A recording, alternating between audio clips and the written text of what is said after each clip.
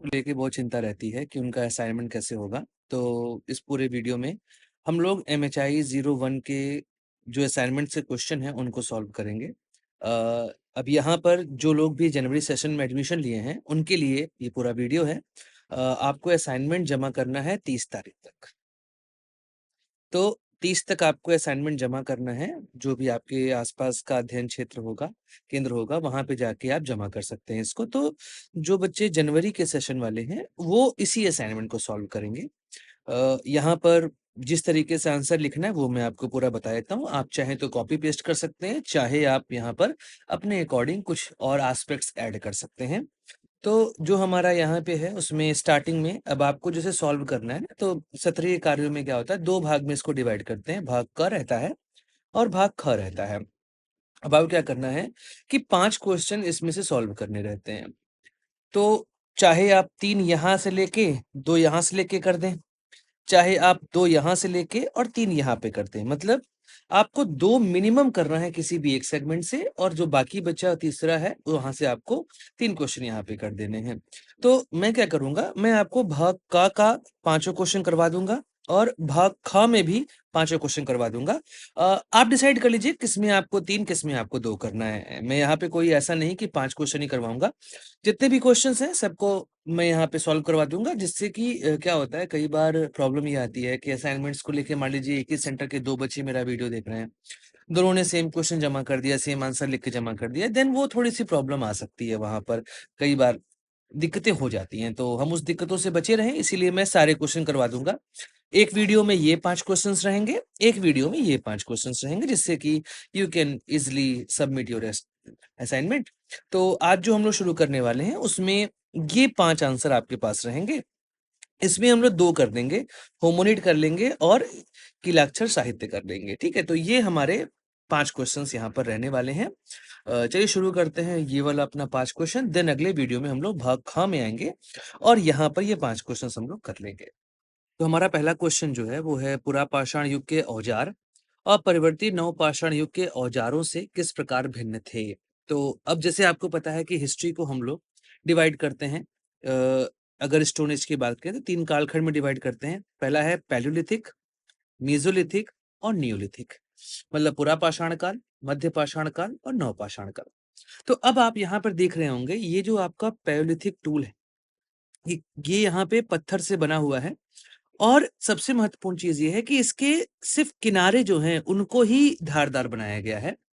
मतलब पत्थर से पत्थर तोड़ते थे और जैसा भी वहाँ पे पत्थर निकलता था, वो एज़ अ टूल यूज़ किया जाता था। लेकिन आप देखेंगे जैसे ही नियोलिथिक में आप आते हैं, तो आपको पता चलता है कि जो औज़ार यूज़ किए जा रहे हैं, वो ज़्यादा फाइन हैं, ज़्यादा छोटे हैं, तीखे किनारे हैं। अब चूँकि नवपाषाण काल तक जो है वो कृषि का आरंभ बड़े स्केल पर हो चुका था, जबकि यहाँ पर केवल और केवल आप देखेंगे कि शिकार पर ही लोग डिपेंड रहते थे। तो इस वजह से क्या हो रहा था कि भाई जब कृषि एक आप कार्य करेंगे तो आपको ज़मीन भी खोदनी है, इसके अतिरिक्त आपको कटाई करनी है, इन सब चीज़ों के लिए आपको थोड़े अच्छे टूल्स की आवश्यकता होगी। जिस वजह से आपको पता चल रहा है कि भाई जहाँ पर स्टोन एज के जो औज़ार हैं वो बहुत फाइन नहीं हैं, वहीं पर जो न्यूलिथिक अर्थात नवपाषाण है, वहाँ के जो टूल्स हैं वो काफ़ी फाइन आपको दिखाई दे रहे हैं। तो अगर मानव इतिहास को देखा जाए तो तकनीकी प्रगति के आधार पे आप जो है वो इसको 3 कालखंड में डिवाइड कर सकते हैं। पहला पुरापाषाण काल, पैलियोलिथिक, मध्यपाषाण काल, मेसोलिथिक और नवपाषाण काल, नियोलिथिक।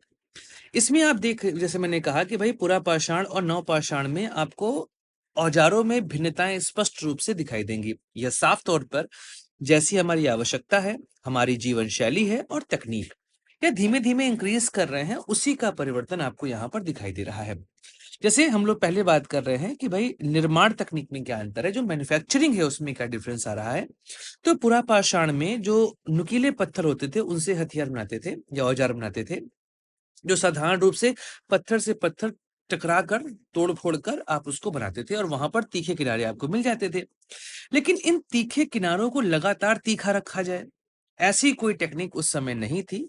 तो उसको और परिष्कृत करना और अच्छा बनाना, यह हमने सीखा नवपाषाण काल में, जहाँ पे औजारों को और चिकना बनाया गया और धारदार बनाया गया। औजारों के उपयोग में भी परिवर्तन आया, मतलब क्या उद्देश्य है उसके उपयोग का, किन-किन प्रकारों के हमें यहाँ पर औजार यूज़ करने हैं। तो जैसा मैंने पहले बताया आपको कि पुरापाषाण में केवल शिकारी जीवन शैली ही महत्वपूर्ण थी, जिनका उपयोग शिकार करने, जानवरों की खाल उतारने, कंदमूल खोदने जैसे कामों में किया जाता था। लेकिन नवपाषाण काल में, जो कि कृषि का आरंभ बड़े स्केल पे होना शुरू हो चुका था, ऐसे में औजारों की प्रकृति और प्रकार लगातार बदलते चले गए। हल, दरांती, चक्की-पाट जैसे नए उपकरण यहाँ पे उपयोग किए जाने लगे थे। तो जैसे आप देखेंगे नियोलिथिक में ही व्हील का भी आविष्कार हुआ था, मतलब जो पहिया है उसका आविष्कार नियोलिथिक कालखंड में ही हुआ था। अब बात करें अगर सार्वजनिक जो हमारे सामग्री हैं उनके उपयोग की, तो सामग्री में आप देखेंगे कि जो पत्थर है वही प्रमुख सामग्री हुआ करती थी।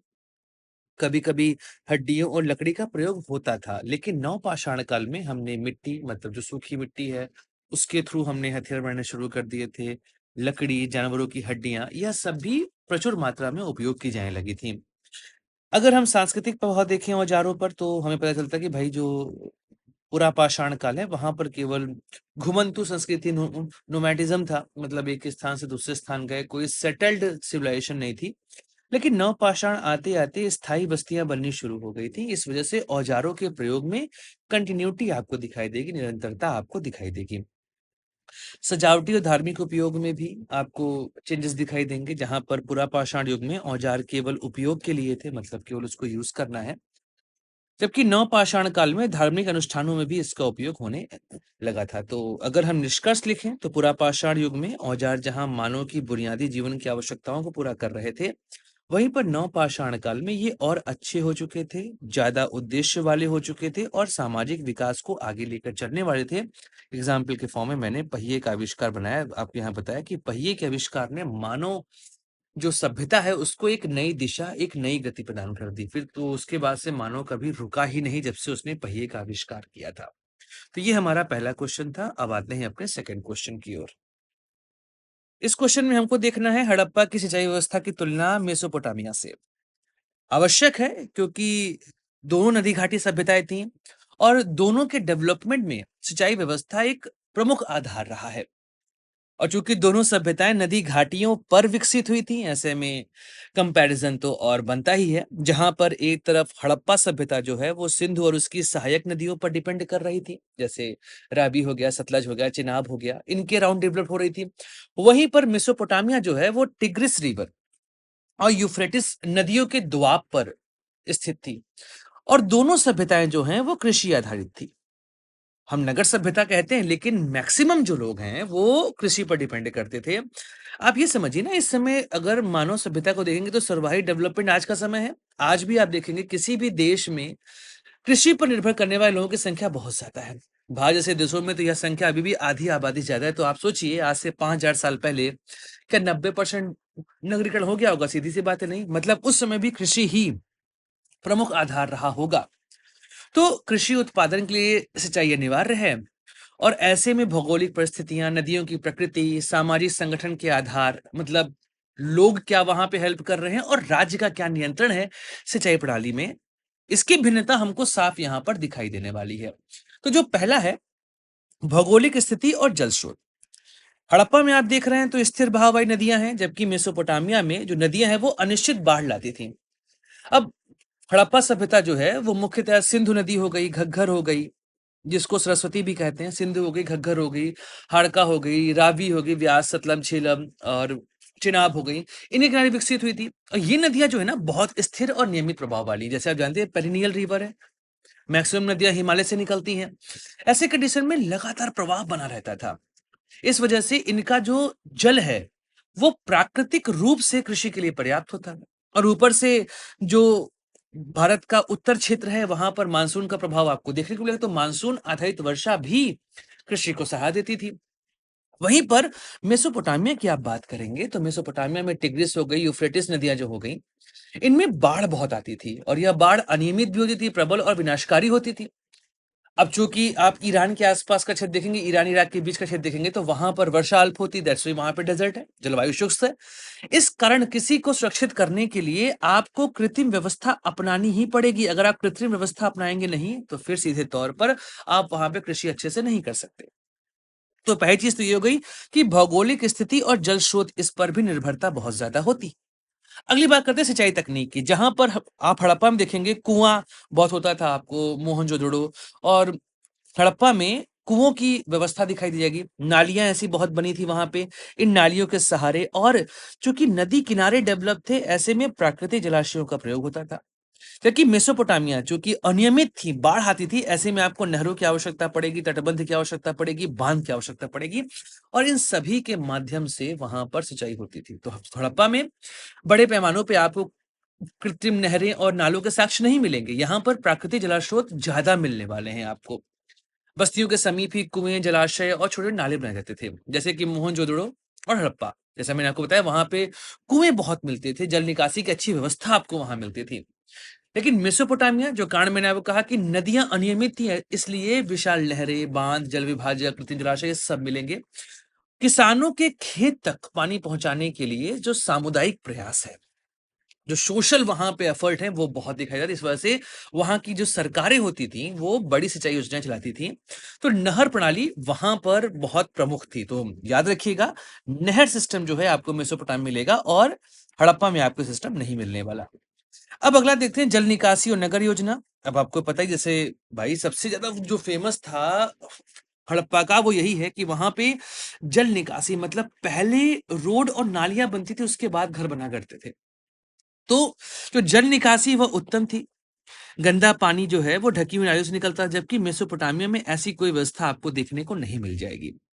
अगर हम प्रशासनिक भूमिका की बात करें, तो प्रशासनिक भूमिका जहां पर आपको हड़प्पा में विकेंद्रीकृत दिखाई देगी, मतलब वहां पे राज्य का नियंत्रण बहुत नहीं है।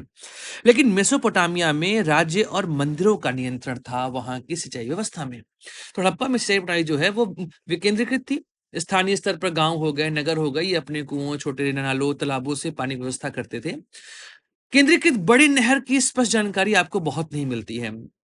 और ये बहुत बड़ा डिफरेंस है मेसोपोटामिया और हड़प्पा में, जहां पर हड़प्पा ऐसी सिविलाइजेशन में जो लोग रह रहे हैं, उनके जीवन को सुधारने के काम आपको ये दिखाई देंगे, जबकि मेसोपोटामिया में जो बड़े बड़े सोशल वर्क्स होते हैं या जो स्ट्रक्चर्स होते हैं, वो आपको बहुत दिखाई देंगे। तो मेसोपोटामिया में जो सिंचाई है वो पूर्णतया राजा नियंत्रित थी। राजा और पुजारी वहां पे सामूहिक श्रम से नहरों का निर्माण करवाते थे, उनका रखरखाव करते थे। तो कृषि और राज्य सत्ता दोनों ही सिंचाई पर वहां पर आधारित थे। अगर हम बात करें कृषि के प्रभाव की, तो आप देखेंगे हड़प्पा में ज्यादा टिकाऊ सिस्टम आपको मिल रहा है, और वहीं पर ज्यादा सिंचाई करने की वजह से, अब भाई ओवर इरिगेशन करेंगे तो मिट्टी में लगातार लवणता बढ़ती जाएगी, मतलब सैलिनिटी बढ़ती जाएगी। अब इस वजह से जब यहाँ पे प्रणाली अधिक टिकाऊ है, तो मतलब क्या है, भूमि उपजाऊ रहेगी हमेशा, प्राकृतिक नमी रहेगी, तो गेहूं, जौ, तिलहन, कपास जैसी फसलें बहुत अच्छी होंगी। और कहा भी जाता है कि अ, हड़प्पा के लोग दुनिया में पहले ऐसे थे जिन्होंने कपास का उत्पादन शुरू किया था। सिंडन कहते थे उसको वो लोग। तो यहाँ पर किसानों को जल प्रबंधन के लिए जटिल तकनीक पर निर्भर नहीं रहना पड़ता था। मेसोपोटामिया सीधे तौर पर, जैसी बात हुई, लवणता बढ़ेगी तो धीमे धीमे वहां पर कृषि का जो उत्पादन है वो क्या होता जाएगा, घटता चला जाएगा, और इस वजह से वहां की सभ्यता में आपको बहुत बड़ा समस्या आती दिखाई देगा। तो हमें अगर कोई बोले कि भाई साहब इसका अंतर लिख दो, तो आप एक काम करिएगा, अपने जब आंसर लिखिएगा तो आंसर में ऐसे कॉलम बना के अंतर को आप लिख देंगे ना, तो आपको अच्छा नंबर मिलेगा। तो विशेष अंतर में यहाँ पे आप हड़प्पा लिखिएगा, यहाँ पे आप मेसोपोटामिया लिखिएगा। आप अंतर लिखिएगा कि भाई जहाँ हड़प्पा में कुएं और जल निकासी की व्यवस्था प्रमुख थी, वहीं पर मेसोपोटामिया में नहर प्रणाली और बांध प्रणाली ज्यादा प्रमुख थी।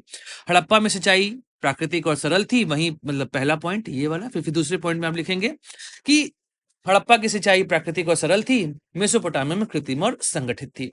थर्ड लिखिएगा कि हड़प्पा में सिंचाई जो है वो स्थानीय स्तर पर नियंत्रित थी, वहीं पर मेसोपोटामिया में यह राज्य सत्ता पर आधारित थी, मतलब राज्य सत्ता का नियंत्रण था। और चौथा लिख सकते हैं आप कि हड़प्पा में जो नदियां हैं वो अनियमित थी, मानसूनी वर्षा बहुत होती थी, जबकि मेसोपोटामिया में अनियमितता की वजह से बाढ़ और बाकी समस्याएं बहुत ज्यादा थी। इस वजह से यहाँ पर रिक्वायरमेंट बढ़ती थी कि भाई बड़े बांध और नहर बनाए जाए। ये अंतर आप यहाँ पर लिख सकते हैं। अंत में निष्कर्ष जरूर लिखिएगा। तो निष्कर्ष में क्या लिखेंगे कि हड़प्पा की सिंचाई व्यवस्था अधिक स्वच्छ, संगठित और दीर्घकालिक थी, जबकि मेसोपोटामिया में ये बड़े पैमाने पर राज्य नियंत्रित थी। तो बड़ा स्टेटमेंट आप लिख सकते हैं कि हड़प्पा की सिंचाई प्रणाली में प्राकृतिक संसाधनों और स्थानीय प्रयासों पर आधारित थी, जिसमें सरलता और स्थायित्व था। इसके विपरीत मेसोपोटामिया की सिंचाई अतिरिक्त संगठित, जटिल और राजनियंत्रित थी, जो उसकी सभ्यता की रीढ़ बना। इस प्रकार दोनों सभ्यताओं की सिंचाई प्रणाली उनके भूगोल और सामाजिक संरचना को डिफाइन करती थी। ऐसे आंसर लिखेंगे, बहुत बढ़िया नंबर आपको मिल जाएगा। आते हैं अब अगले क्वेश्चन की ओर। सभ्यता की बस्तियों की उल्लेखनीय विशेषताओं के बारे में बताइए। अब माया सभ्यता ये आपकी सेंट्रल एशिया में थी, या जिसे मध्य अमेरिका या मेसो अमेरिका कहते हैं, और 200 ईसा पूर्व से लेके 1500 ईस्वी तक यह पूरी सभ्यता जो है वहां पे डेवलप हुई। बहुत ही उन्नत सभ्यता थी। अच्छा, आपने एक मूवी देखी होगी 2012, इंडिया में बहुत चली थी वो मूवी, और माया सभ्यता के एक मिथ पर बनी थी, क्योंकि कैलेंडर जहाँ खत्म हो रहा था, लोगों ने माना कि भाई माया सभ्यता वाले भविष्य जानते थे, उस दिन दुनिया खत्म हो जाएगी, तो वो मूवी बहुत चली थी। तो ये बस्तियां जो यहाँ थी, ये अपनी नगर योजना, विशाल स्थापत्य, जैसे आप यहाँ पे देख रहे हैं पिरामिड्स का स्ट्रक्चर, इसके अलावा सामाजिक राजनीतिक संगठन, इन सब के लिए बहुत प्रसिद्ध थी। अगर हम इनके बस्तियों की विशेषताओं के बारे में बात करें, तो पहला तो है अर्बन लेआउट। पहली चीज ये, जैसा आपने देखा था कि सभ्यता में जो ग्रिड प्रणाली वहां पे डेवलप थी, कि इस तरीके से ग्रिड सिस्टम डेवलप थे, जो रोड हैं वो लगभग लगभग समकोण पे कट किया करते थे, और ऐसे यहाँ पे हाउसेज हुआ करते थे। लेकिन जो माया सभ्यता थी, ये ग्रिड पद्धति पर नहीं आधारित थी। जैसा प्राकृतिक भूभाग है, क्योंकि वहां पे आसपास माउंटेन और जो कोस्ट लाइन है ये बहुत थी, इस वजह से जैसा भूभाग था उसके अनुसार ये विकसित होते चले गए थे। जो नगर है वो धार्मिक और प्रशासनिक केंद्र के बीच में होता था, और मंदिर, पिरामिड, महल, ये सभी वहां बनाए जाते थे। जो आम लोग या किसान थे, वो नॉर्वे नगर के बाहरी हिस्सों में रहा करते थे। अगर हम विशाल स्थापत्य या जो आर्किटेक्चर उसको देखें, तो माया सभ्यता में सीढ़ी-नुमा पिरामिड, जैसे यहाँ पर आप देख रहे हैं ना, तो ये सीढ़ी-नुमा पिरामिड्स जो हैं, ये यहाँ पर डेवलप हुआ करते थे। जैसे चिचिन इट्ज़ा, ये एक है एल कैस्टिलो, और पॉलकेन में इंस्क्रिप्शन मंदिर, ये उसके कुछ अच्छे एग्जाम्पल्स हैं। यहाँ पर विशाल महल, धार्मिक वेदियाँ और बॉल कोर्ट्स, जहाँ पे गेंद खेलने के बड़े-बड़े मैदान थे, वो सब मिलते हैं। जो डेवलपमेंट था मंदिर का और पिरामिड का, वो बहुत ऊंचाई पर बनाते थे। इनका ये मानना था कि जितना हम ऊंचा बनाएंगे, उतना हम अपने देवताओं के निकट रहेंगे, तो अपनी धार्मिक शक्ति का प्रदर्शन और देवताओं के निकटता को यह डिफाइन करता था, या उसका प्रतीक होता था। अगर हम धार्मिक और सांस्कृतिक केंद्र की बात करें, तो माया जो है वहां पर केवल निवास स्थान ही नहीं है, जबकि वह जो नगर है वह धार्मिक और सांस्कृतिक या कल्चर के सेंटर्स भी हुआ करते थे। यहाँ पर अनुष्ठानों, बलिदानों, इनके लिए अलग स्थान बनाया जाता था, और वहीं पर सारे कर्मकांड किए जाते थे। खगोल शास्त्र और कैलेंडर गणना, इसके विषय मैंने आपको पहले ही बताया 2012 मूवी का एग्जाम्पल लेकर। तो नगरों के केंद्र में ये सभी चीजें भी हुआ करती थी, वहां पर लोग रहते थे और इस तरह की गणनाओं पर विश्वास भी किया करते थे।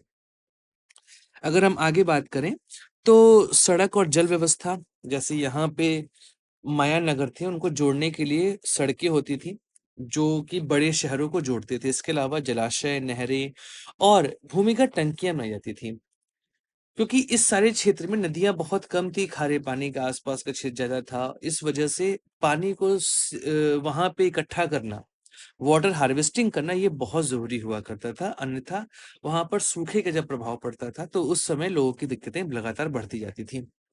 यहाँ पर माया बस्तियों में कई सारे शिलालेख मिले हैं, चित्रलिपि भी कई जगहों पे देखी गई हैं, स्मारकों, स्तंभों पर शासकों, युद्धों और धार्मिक घटनाओं का वर्णन भी यहाँ पर मिलता है। नगरों के महल, मंदिर और कई सारी रंगीन चित्रकारी और भित्तियां भी यहाँ पे मिलती, जिनसे शहरों को सजाया जाता था। राजनीतिक संगठन की बात करें, तो जो हर एक बड़ा नगर होता था, वो अपने आप में सिटी स्टेट था।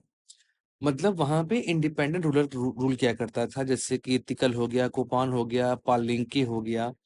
और इन सब नगरों के बीच में बहुत बार युद्ध होता था, इनके बीच में संधियां होती थी, गठबंधन होते थे, और इस वजह से माया सभ्यता जो है वो लगभग 3000 साल तक अपने अस्तित्व में रही। फिर माना जाता है उसके बाद जिस तरह के वहां पे क्लाइमेटिक चेंज हुए, अर्थक्वेक आए, जिस वजह से वह सभ्यता का विनाश होता चला गया। निष्कर्ष देखा जाए तो माया सभ्यता में बस्तियां केवल रहने की जगह नहीं थी, वह धार्मिक, राजनीतिक, सांस्कृतिक जीवन का केंद्र भी हुआ करती थी। पिरामिड नुमा स्ट्रक्चर्स मिलते हैं, उन्नत जल प्रबंधन, अनूठी कला और नगर राज्य व्यवस्था इन्हें प्राचीन सभ्यताओं में एक महत्वपूर्ण स्थान दिलाती हैं। तो ऐसे आंसर लिखेंगे तो आपको अच्छे नंबर अवश्य मिल जाएंगे। अगला क्वेश्चन है हमारा, फारसी साम्राज्य में सिक्कों का मानकीकरण, स्टैंडर्डाइजेशन ऑफ कॉइन। जैसे आप यहाँ पे देख रहे हैं ना, स्टैंडर्डाइजेशन ऑफ कॉइन, यहाँ पर आप राजा के हाथ में भाला देख रहे होंगे और ये चांदी का सिक्का है। तो ऐसे में सोने का सिक्का भी चला करता था। तो चांदी और सोने के सिक्कों के माध्यम से जो पर्शियन अम्पायर था वो धीमे धीमे अपनी अपने प्रभुत्व को बढ़ाते जा रहा था। जनरली जो चांदी के सिक्के हुआ करते थे वो लोकल ट्रेड में यूज होते थे, और जो सोने के सिक्के होते थे वो साम्राज्यों के बीच में, मतलब एक साम्राज्य से दूसरे साम्राज्य के बीच में ट्रेड होने में उपयोग किया जाता था। क्योंकि जिस समय पर्शियन एम्पायर डेवलप कर रहा था उस समय दुनिया के अन्य कोनों में भी कई और साम्राज्य भी डेवलप होते जा रहे थे। इस वजह से तो सिक्कों का मानकीकरण किया गया, व्यापार उसकी वजह से धीमे धीमे बढ़ने लगा। और आप ये मान के चलिए कि जो पर्शियन एम्पायर था इसने दुनिया में पहली बार एक मानक मुद्रा को शुरू किया और उसका एक स्टैंडर्डाइजेशन का जो कॉन्सेप्ट है उसको डेवलप किया, और अपने आप में यह अभूतपूर्व प्रगति थी, क्योंकि इसके पहले ऐसा कोई सिस्टम नहीं बना था। उस समय बार्टर सिस्टम ही मेन हुआ करता था।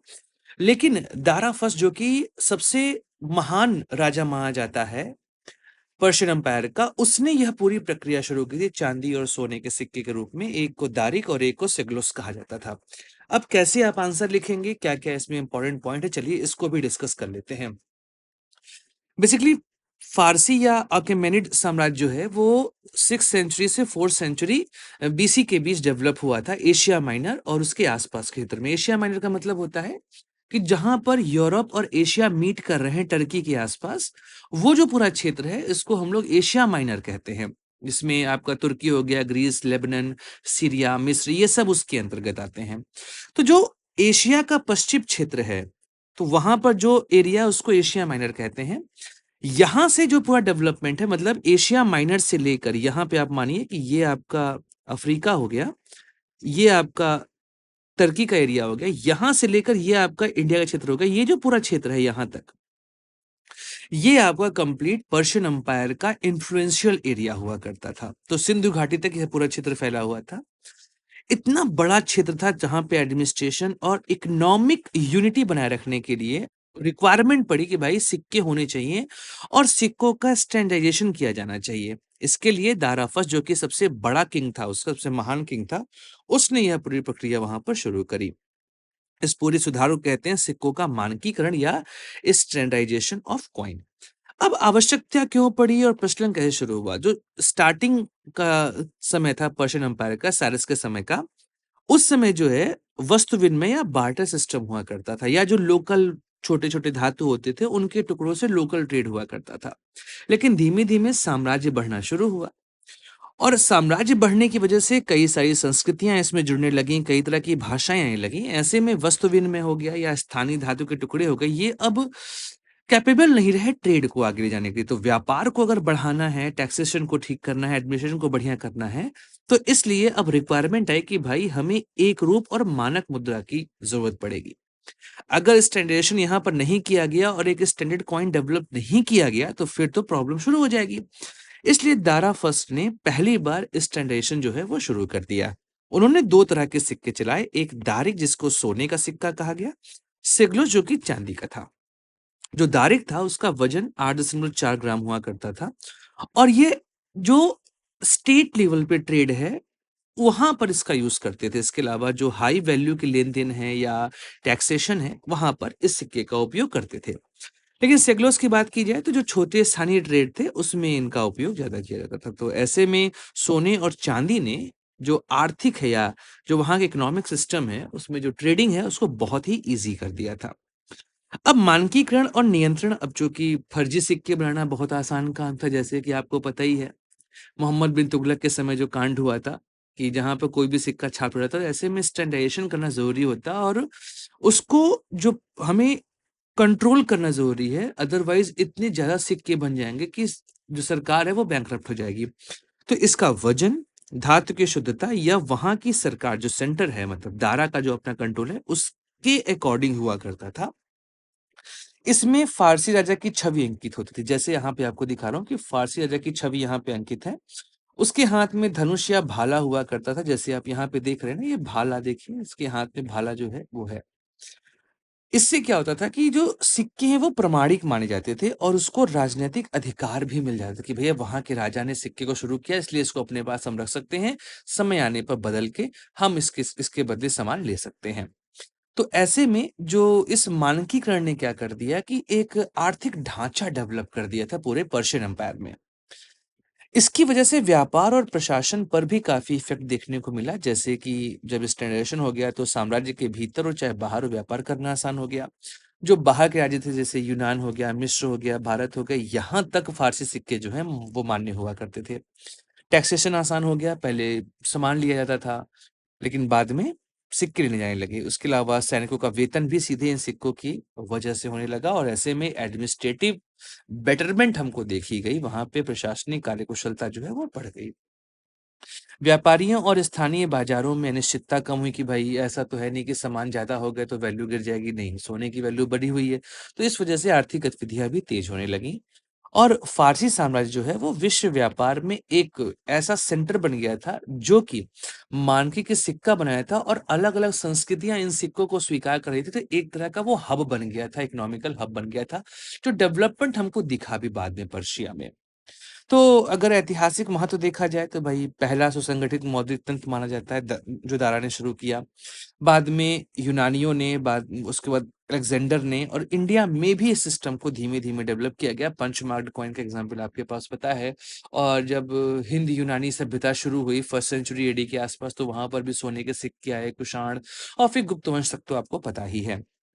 तो ऐसे में वित्तीय एकता और व्यापारिक नेटवर्क को स्थापित करने की नींव जो है, इस पूरी प्रक्रिया ने रखी थी। अगर हम निष्कर्ष में पहुँचे, तो निष्कर्ष में आप इन सारी बातों को लिख दीजिएगा कि भई सिक्के का मानकीकरण की वजह से प्रशासन बढ़िया हुआ, व्यापार अच्छा हुआ, टैक्सेशन बढ़िया हुआ और सोने और चांदी इन दोनों सिक्कों ने राज्य की आर्थिक शक्ति और राजनैतिक वैधता इन दोनों को और बढ़ाया, उनके प्रतीक बन गए। और यहाँ की अर्थव्यवस्था दुनिया के लिए एक मानक बने थे और आगे चल के दुनिया की अन्य सभ्यताओं ने भी इस पूरे सिस्टम को अपने यहाँ पे अडॉप्ट किया था। अगला हमारा जो टॉपिक है वो है होमिनिड्स का। तो मानव विज्ञान अर्थात एंथ्रोपोलॉजी या पैलियोंटोलॉजी में हम उन प्राणियों के लिए यूज़ करते हैं जो कि मानव जाति या उसके निकटतम संबंधियों से जुड़े होते हैं। वैज्ञानिक इस शब्द का प्रयोग उन सभी प्राइमेट्स के लिए करते हैं जो कि होमोनिडाए कुल के अंतर्गत आते हैं। जैसे वर्तमान समय में होमो सेपियंस हो गए, इसके अलावा हमारे निकटतम संबंधी चिंपैंजी, गोरिल्ला, ओरंगुटैन। आप ये मान के चलिए डीएनए में मात्र 0.5% का अंतर है हमारे और चिंपैंजी, गोरिल्ला और ओरंगुटैन में। तो नॉर्मली जो है वो होमोनिड शब्द जो है उसकी उत्पत्ति मानी जाती है कि भाई होमो मतलब होता है मनुष्य और वैसी सभी प्रजातियां जो कि मानव वंश से जुड़ी हुई हैं, उन सबको होमोनिड्स के अंतर्गत रखा जाता है। कई बार इनको ग्रेट एप्स और मनुष्य के अंतर्गत भी माना जाता है। अगर इनकी शारीरिक विशेषताओं की बात की जाए, जैसे आप यहाँ पे देख रहे हैं ना, यहाँ से शुरू होकर हम यहाँ तक पहुंचे। बीच में कई सारे और ग्रुप बड़े, प्राइमेट्स हो गया, होमोनिड्स हो गए, होमोनाइड्स हो गया, होमिनिन्स हो गया और सेपियंस हो गया। वर्तमान समय में होमो सेपियंस सेपियंस जो है वो चल रहा है। अगर इनके शारीरिक विशेषताओं की बात की जाए तो द्विपद चाल मतलब 2 पैरों से चलने की कला, यह पहली बार इसमें शुरू हुई। उसके अलावा मस्तिष्क का विकास हुआ कि अन्य प्राइमेट्स की तुलना में होमिनिड्स का ब्रेन बड़ा होता गया और कॉम्प्लेक्स होता गया। इस वजह से ये नई-नई संरचनाएँ कर पाए। हाथों का उपयोग करना शुरू किया, भाई 2 पैरों पे चलना शुरू किया, 2 हाथ जो हैं वो खाली थे, इनका उपयोग करना शुरू कर दिया जिसकी वजह से उन्होंने वस्तुओं को पकड़ना शुरू किया, औजार बनाने की क्षमता यहीं से इनके पास आई। जबड़ों और दाँतों में भी परिवर्तन होने लगा कि इनकी भोजन और जीवन शैली बदलने लगी। ऐसे में इनके दाँत और जबड़े जो हैं, वो धीमे-धीमे अपना आकार बदलते गए और छोटे और विकसित हो गए। मतलब अब आप चीरने-फाड़ने के लिए इन दाँतों के उपयोग के साथ-साथ आप फल-सब्जियाँ भी इसे चबा सकते थे। कुछ प्रमुख जातियाँ हैं जैसे कि ऑस्ट्रेलोपिथेकस, ये लगभग 40 लाख वर्ष पूर्व जीते थे, प्रारंभिक मानव आप इनको कह सकते हैं। द्विपद थे लेकिन अभी भी अपने हाथों का उपयोग पेड़ों पे चढ़ने की कला के रूप में कर सकते थे।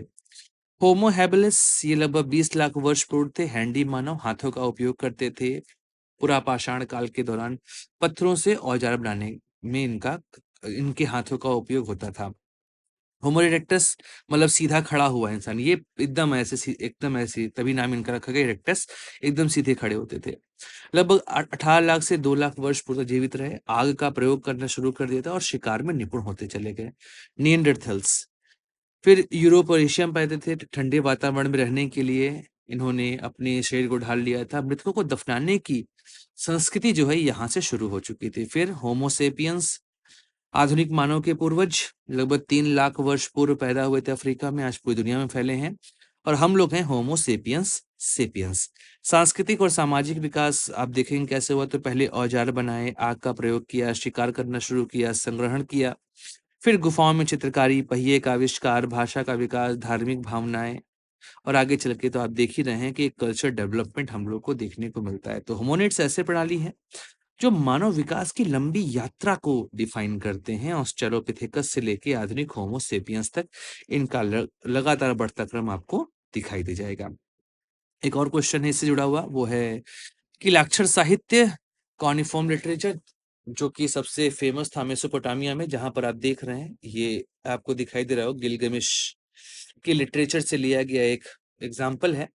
गिलगमेश की कथाएं काफी प्रचलित रही हैं। तो सुमेरियन हो गया, कादी हो गया, बेबीलोनियन हो गया, सीरियन हो गया, इन सभी सभ्यताओं में कीलाक्षर या कील जैसी जो स्क्रिप्ट है उसका यूज किया गया था। तो सबसे प्राचीन लेखनों में इनका उपयोग मतलब आप इनको मान सकते हैं। इनका विकास लगभग 3300 ईसा पूर्व में मेसोपोटामिया जो रिवर है वहां पे टिग्रिस रिवर उसके अराउंड डेवलप हुआ था। कील जैसा इसका आकार है, कॉनिकल है, इस वजह से इसको कीलाक्षर कहा गया। ठीक है, और ये गीली मिट्टी पर तख्तियों पर कील से चिन्ह बनाए जाते थे। मैंने आपको बताया कि सुमेरियन, अक्कादी, बेबीलोनियन, असीरियन इन सभी सभ्यताओं ने इस तरह की लिखावट पद्धति का यूज किया था। और जो साहित्य हमको यहाँ से मिले इनको हम लोग कीलाक्षर साहित्य कहते हैं। उत्पत्ति और विकास की अगर बात की जाए तो शुरुआत में इसका उपयोग व्यापार और करों के अभिलेख को रखने के लिए कि भाई लेजर बनाना है, किससे कितना व्यापार किए हैं, वहां पे उपयोग करते थे। पर आगे चल के धार्मिक, साहित्यिक, प्रशासनिक और वैज्ञानिक लेखन में भी इस स्क्रिप्ट का यूज किया जाना शुरू किया गया। तो आपको इसका एग्जाम्पल अलग अलग भाषाओं में सुमेरियन, अक्कादी, हित्ती में भी आपको देखने को मिल जाएगा। अगर साहित्य के प्रकार देखा जाए तो बहुत आयामी साहित्य की अलग अलग सभ्यताएं इसका उपयोग करती थी। जैसे कि धार्मिक साहित्य में स्रोत, प्रार्थनाएं, देवताओं के गुणगान आपको मिल जाएंगे। महाकाव्य, इसमें गिलगमेश के बारे में मैंने आपको बताया कि उसका महाकाव्य विश्व का पहला महाकाव्य माना जाता है। इसमें वीरता, अमृत की खोज और मानवीय संघर्ष का वर्णन है। कहानी साहित्य में आप देखेंगे कोड ऑफ हम्बुराबी, ये सबसे प्रसिद्ध कानूनी ग्रंथ है जिसमें समाज और राज्य कैसे काम करते हैं, उनके नियम क्या है, इन सबको वहां पे इकट्ठा किया गया है। वैज्ञानिक गणितीय साहित्य में देखेंगे तो खगोल शास्त्र, ज्यामिति, चिकित्सा संबंधी ग्रंथ भी आपको इस स्क्रिप्ट में मिल जाएंगे। ऐतिहासिक लेखों में भी राजाओं की विजयों, निर्माण कार्यों और प्रशासनिक आदेशों का उल्लेख आपको मिलेगा।